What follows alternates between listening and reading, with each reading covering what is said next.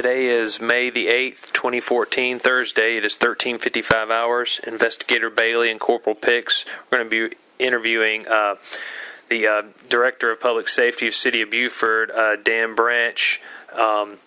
We are at his office at the City of Beaufort. And Director Branch, we've went over the civilian witness advisory form with you, sir. Is that correct? Yes, sir. Right, and you have signed it as acknowledgement, correct? That is correct. Okay. Sir, do you recall coming in contact with a gentleman by the name of James Cooley on April the 28th, 2014? Yes, I did. Can you tell me about your interaction with him, sir? I had been summoned to the school board.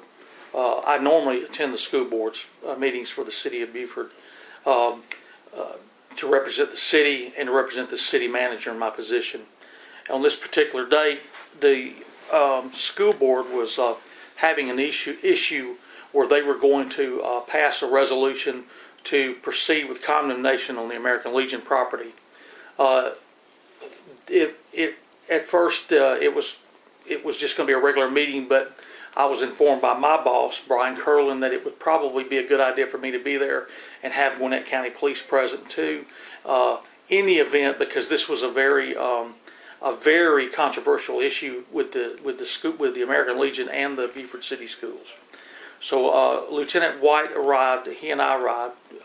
I was there before he was, and while we were in the back in the break room, the school board members and the elected officials and us were having dinner. One of the school board members, Beth, came in and said, "There's some guy out here in a pickup truck that's in the employee parking lot. That lot is not marked." So Dr. Hamby asked me to go outside and explain to him he needs to park in the public lot. So I walked out, and that's my first contact with the individual. And he had some signs, and I explained to him that we don't allow signs, and that this was an employee lot. And his response to me, "Well, there are no signs." And I said, "Well, it's around. You're welcome to park in the front and move on around to the front." And then I went back into the building. He was starting to talk to me, and I went on back in. So they loaded back up, got back in the building. They pulled around directly in front in the handicap parking next to the front entrance. After about 30 minutes, Dr. Hamby asked me again to go out and address the gentleman. He had taken the signs back out and explained to him he couldn't have signs at the location. I walked outside. If you saw the YouTube video, I explained to him he didn't have signs, he couldn't have signs, and he wanted to debate that with me from a constitutional standpoint. I said, "Sir, I believe I even told him I've been with the county police 37 years, and that we've never allowed signs on school property, and we don't allow them here now." And I advised him that the city attorney was also present. Be glad to come out and talk with him. Gregory J. is our city attorney. He walked in and explained that to him. And I told him that the gun was not an issue at that time. And so we went back inside, and he stayed out there for a while. And Dr. Hamby saw the gun and became very agitated and said he wanted the guy removed. Well, while Lieutenant White and I were in there, I explained to them, I said, "I think this gentleman is asking for this, and if we just ignore this, he's not coming in the building. He just wants to stand out there, and he thinks this is going to be a media event, and we shouldn't make him the issue because that's what's going to take place." At some point, I saw some Gwinnett County police officers pull up. Sergeant Wilkerson, I recognized him. And I went in and I asked Lieutenant White, I said, "You know there's a bunch of police officers?" He said, "Yes, somebody in here called 911, and the police have responded." And so we went back out front, and I walked outside, and they were dealing with him. I didn't hear the conversations as I shared with you while this was all going on.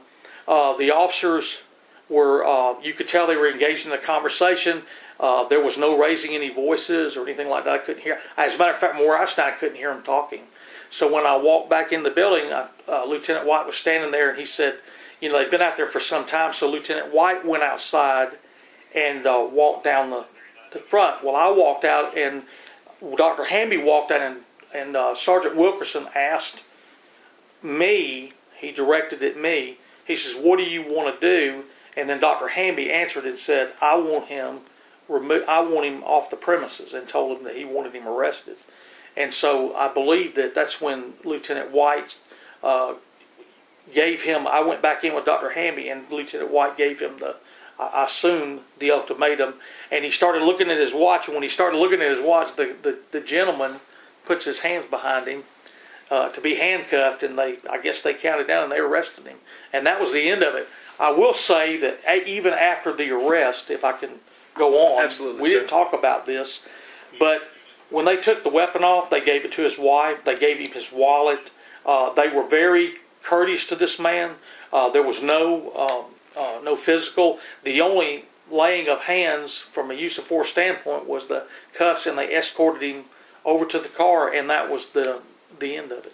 Do you recall which officer spoke to the gentleman specifically? Sergeant Wilkerson is who I saw speaking to the gentleman. If others did, I didn't see that. Okay. And I'll explain that. I was inside the building with others, and we were getting ready for the meeting because there was a contingency of American Legionnaires coming in at the same time. Okay. Do you recall anybody ever even giving this gentleman some options as far as trying to get him to leave without there having to be an arrest? Yes, that was Philip Beard, our chairman of the commission, walked out and said, "The gentleman is welcome. He can put the gun in his car and the signs up, and he can stay, but he's not going to stay doing this."